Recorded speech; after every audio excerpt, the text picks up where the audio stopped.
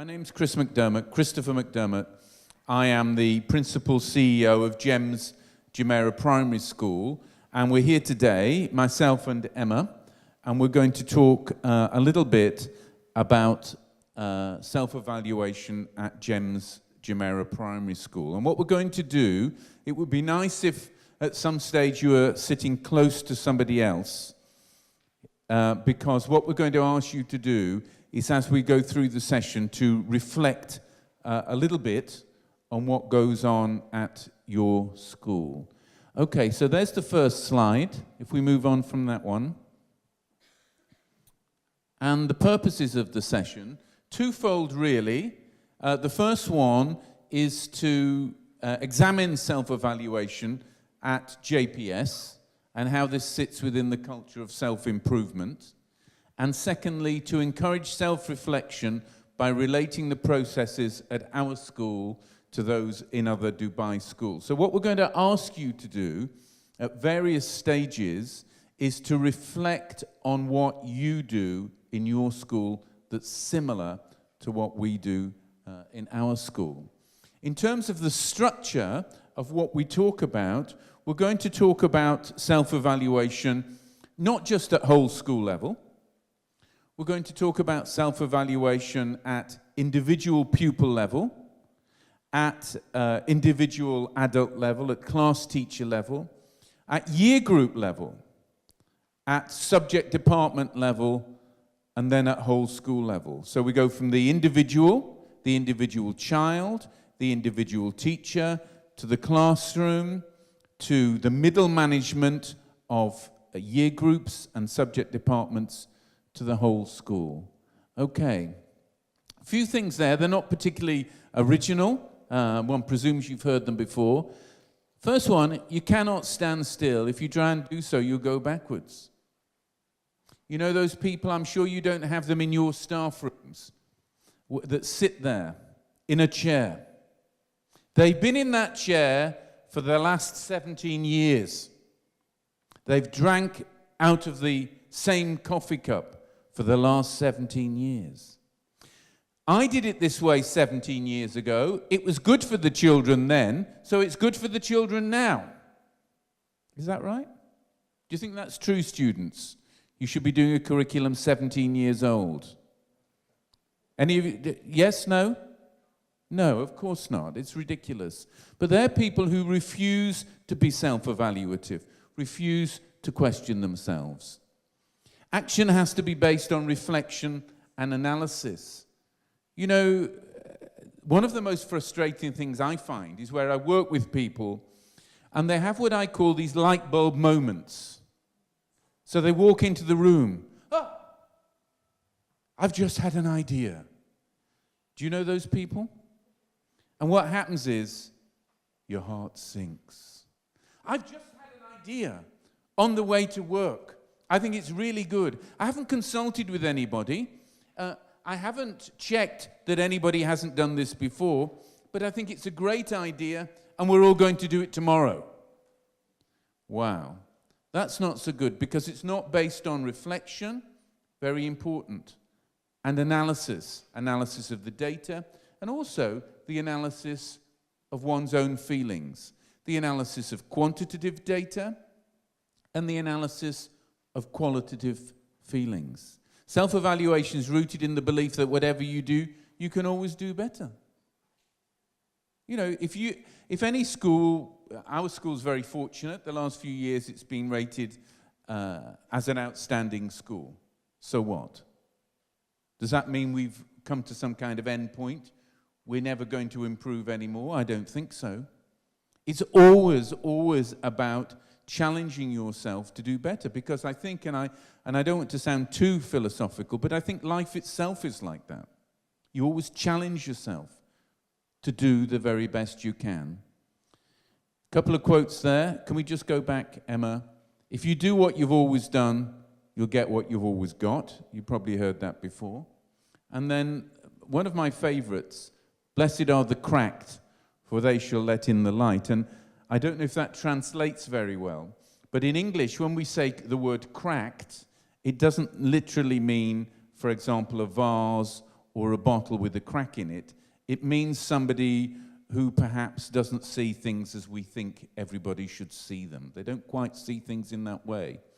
And I love that quote, "Blessed are the cracked, for they let in the light," because sometimes it's the people who see things slightly differently. Steve Jobs would be an obvious example. People who see things in a way that the rest of us don't see them, that enable us to reflect and move forward and innovate. I can remember when I first got to the school I'm at the moment, one parent came to me and she was concerned about the changing facilities for boys and girls. She came from a Muslim background. She was concerned that little children being changed together when it came to PE, physical education.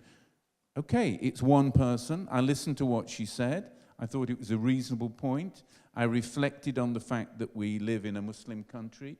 I discussed the issue with people in school, and we changed what we did so that the girls and boys got changed separately. It was only one person's idea.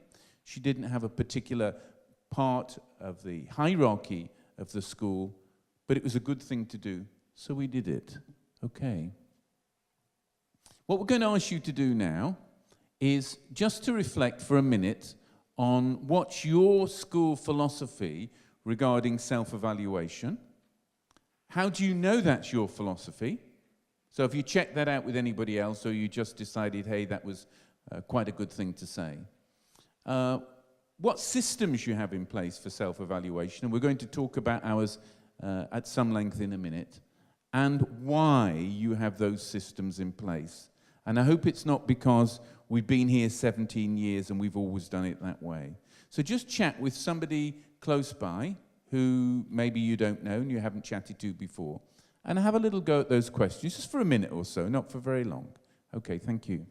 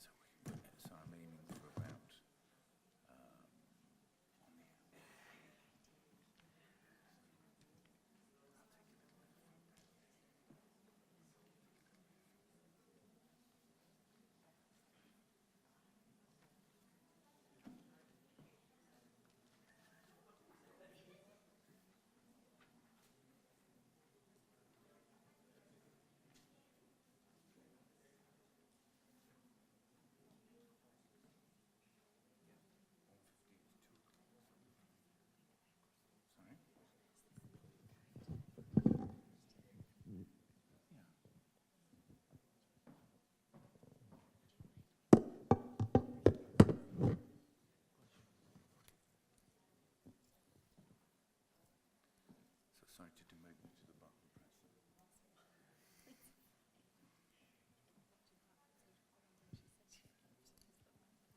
Oh.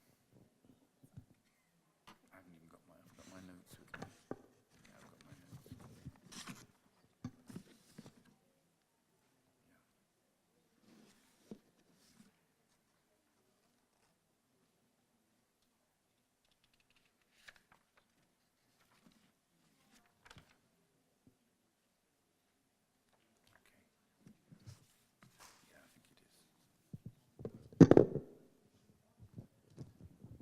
Okay, is there anybody who wants to make a contribution? We've got a gentleman with a microphone over there and a lady with the camera.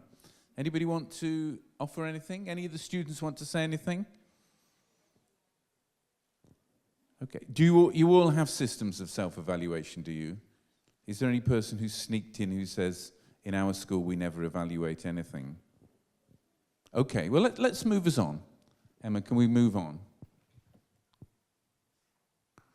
Okay, I'm going to talk, this is something that the DSIB came up with for our school when it was talking about self-evaluation. And I want to reflect, I don't want to put that slide up to say, hey, we want to show off. I want to reflect on how those statements came about. First one, rigorous review by senior leaders regarding the school's overall performance was fully embedded.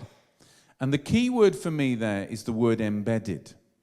Okay? If you're leading an organization, I was talking about it earlier on, one of the key things you want to happen is that the systems that you have are fully understood by everybody and they become part of the way of life of your organization. That won't happen overnight. That will take time. And it takes time because you need to make sure that everybody understands it. And of course, over time, particularly in a place like Dubai, we've got transient populations. So we've got staff leaving and then new staff coming. And when the new staff come, the induction of those new staff is absolutely critical. Year group and subject leaders played a significant role in self-review by keeping a close eye on students' progress. Right, so it's all about the students, and it's about the progress of the students. And please feel free to chip in. One of the things that worries me about self-evaluation is we just look at the data. And I bet if I took my microphone over there and I was to ask the students what's important in terms of your education, they would say, yes, it's the grades. Yes, that's important. Yes, the data is important, but it's not everything. It's about being happy. It's about relating well to other people. It's about preparing yourself for adulthood. It's about all of those things.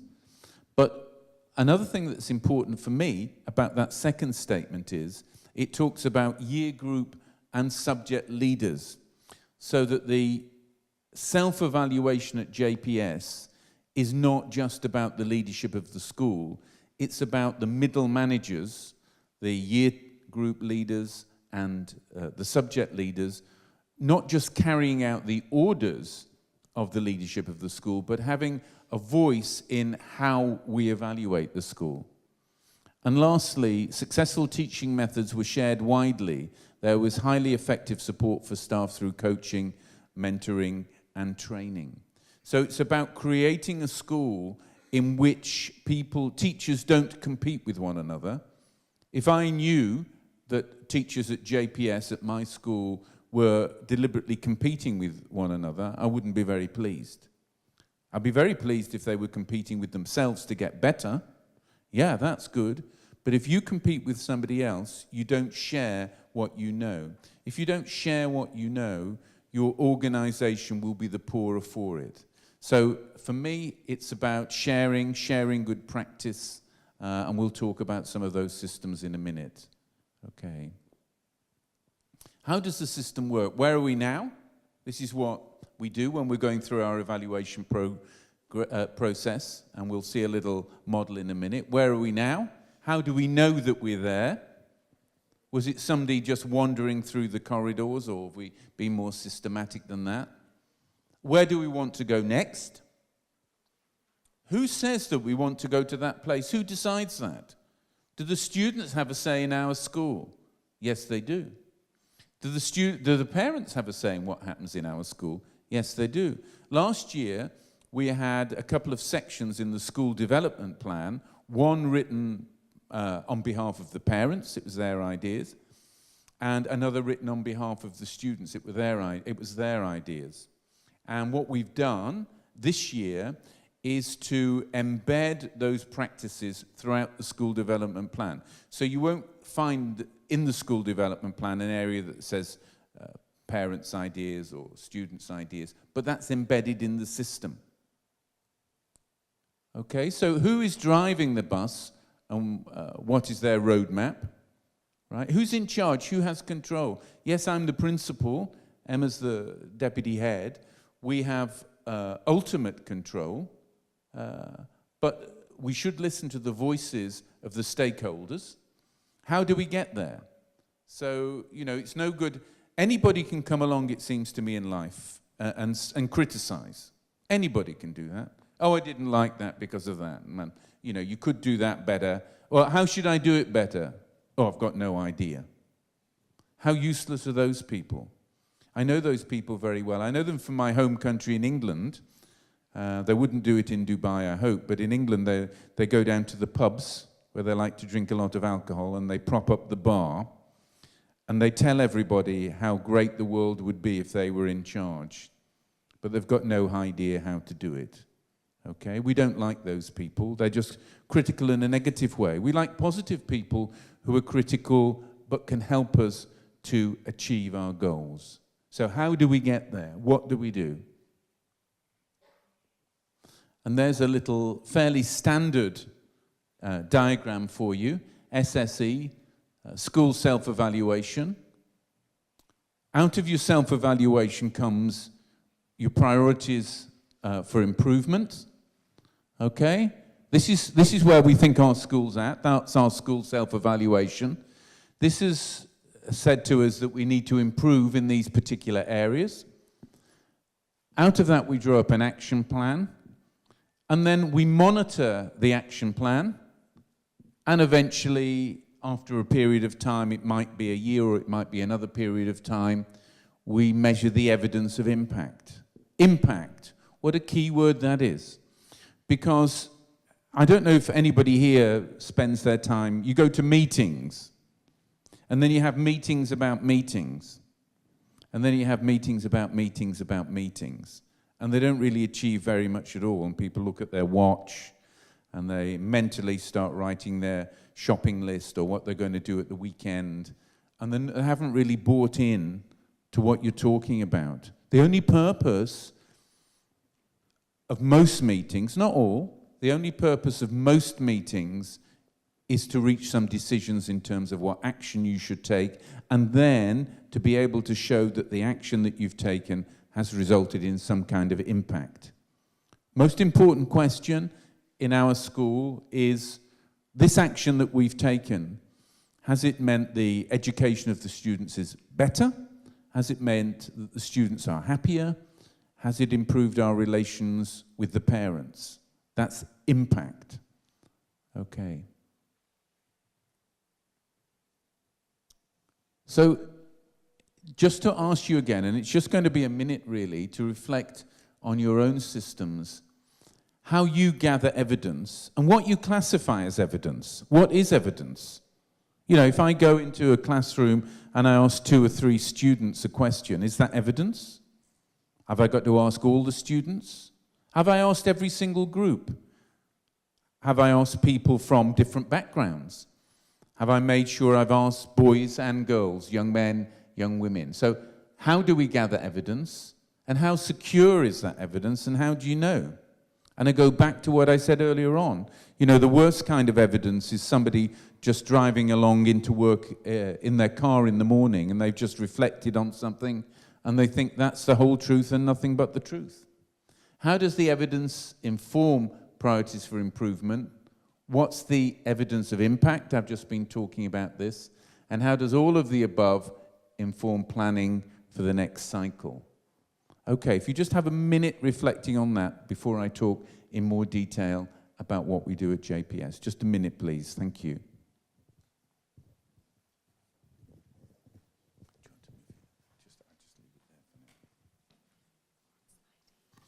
Sorry?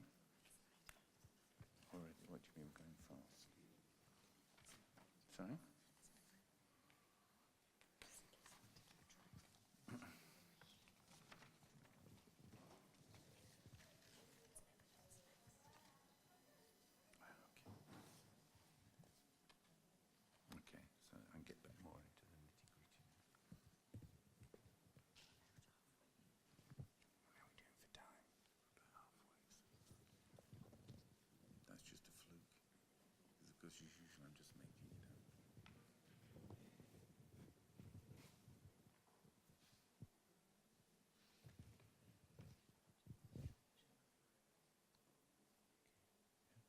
Okay, anything anybody wants to say? Shall we move on? Happy to move on? Okay. Right, types of evidence. So, I've referred to these types already. Quantitative data. Change in percentages in terms of pupil progress. I guess in every school, we've got lots of evidence here from our school. You have things like target tracker or whatever data system you use that will show you, in our terms, because we're an English and Welsh national curriculum school, it will tell you children have progressed through certain levels. So you get your quantitative data. Then you get your qualitative data. We have learning walks. I'm sure you do them again in your schools. You go around, you have a little look, you look at the walls, what's on the walls, you pop into different classrooms and get a sense of what's going on. You have targeted learning walks where we look at particular things. We will go around our school and we'll look, for example, at digital education. So we'll go and see how much electronic means are being used to educate the children, how much the children are using those themselves, how much the teachers are using those. If the children are using them, how much control they have over what they use their iPad or whatever it happens to be for. Changes that individuals can see, feel, or have responded to in some way. And then the last point is we triangulate the evidence. So if I go into a classroom, that's one person, me, getting a sense of what's going on in that classroom. If I go in the classroom and spend 10 minutes there, that's one source of evidence. If I go in the classroom and I spend 10 minutes there, and then I look at children's books, so we have a scrutiny of work, or a book look, if you want to call it that, that's the second source of evidence. If I look at what's on the walls, that's another source of evidence. If I speak to the children themselves, that's the fourth source of evidence.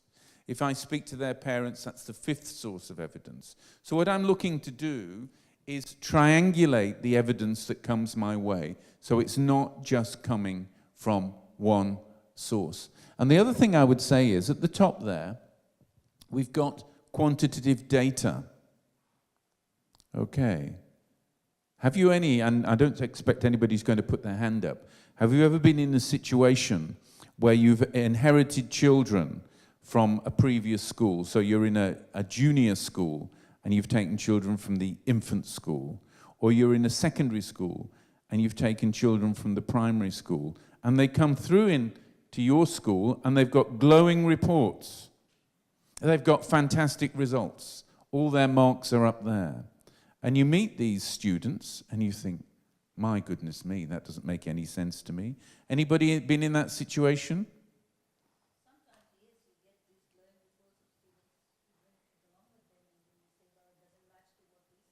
Right, so you get the glowing, I don't know if you all heard that, you'll get the glowing report saying how fantastic the student is, and you meet the student and you think, goodness me, that doesn't match what we see.